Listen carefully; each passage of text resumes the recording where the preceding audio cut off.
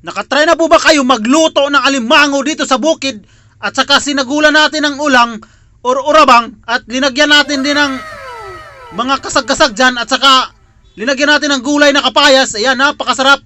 Yan napakasarap talaga yan. At hindi ba magpalupig yung ating ginamos na sausawan.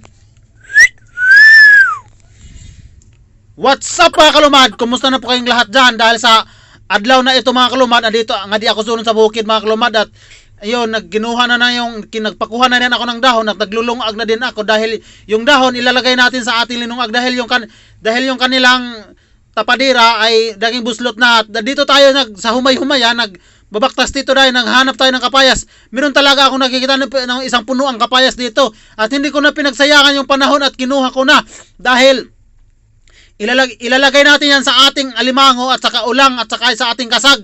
At yan, ito na po yung nakuha ko. 5 piraso lang nakuha ko dahil pagkapagagalitan ako dito ng may-ari ni Ante baka patay tayo dyan. At ito na yung kapayas at binalatan ko na at hiniwa-hiwa ko na dito sa kanak sundang. Yan, napakahaitan taraw ng sundang na ilinagaraw.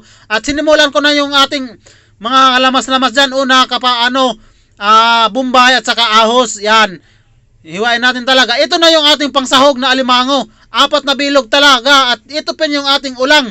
Yan lilinisan muna natin yung ating urabang at saka isasama na natin tong buhay na suga-suga. Suga-suga po lang ang tawag dito sa amin na alimango. Pagkatapos nagpainit na ako ng karaha at ito na kanak na itak ang itura kay paso-paso na natin. Ayan.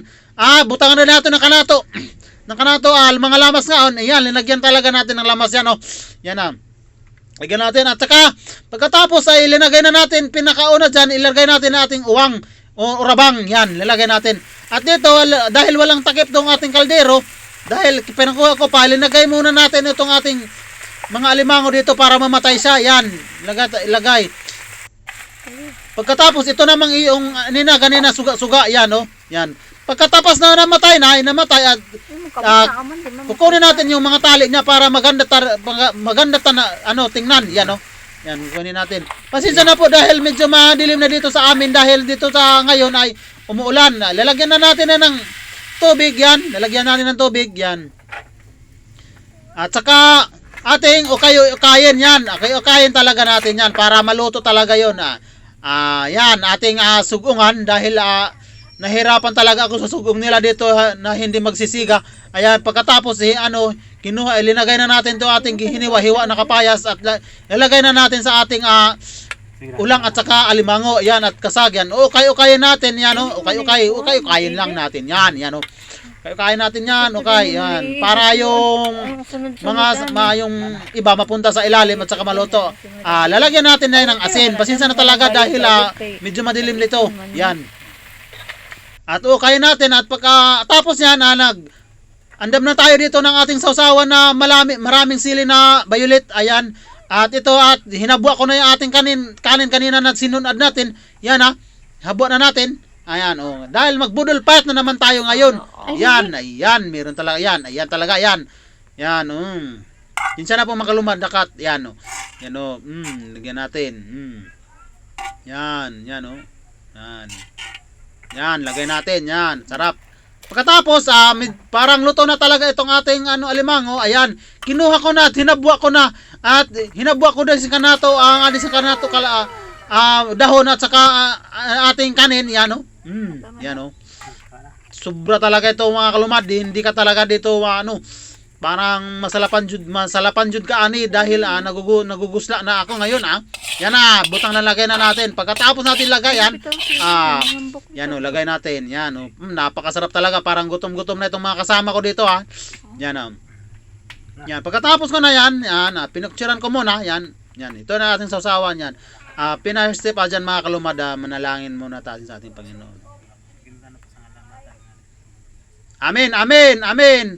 At pagkatapos ko ng mga oras ay humahagad na ako kanila. Kain na kayo, kain.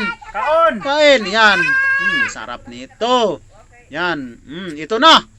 Yan, dumating na yung isa. Yan.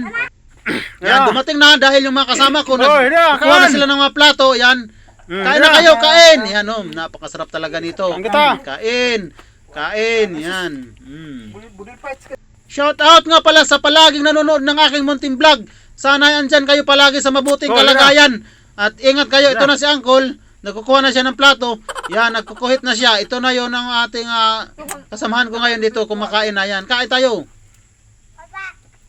Yan, kain.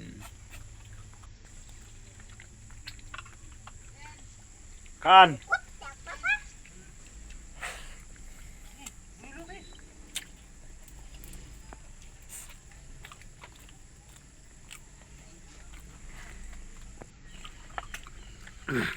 Taba ayo. Ligihan lang.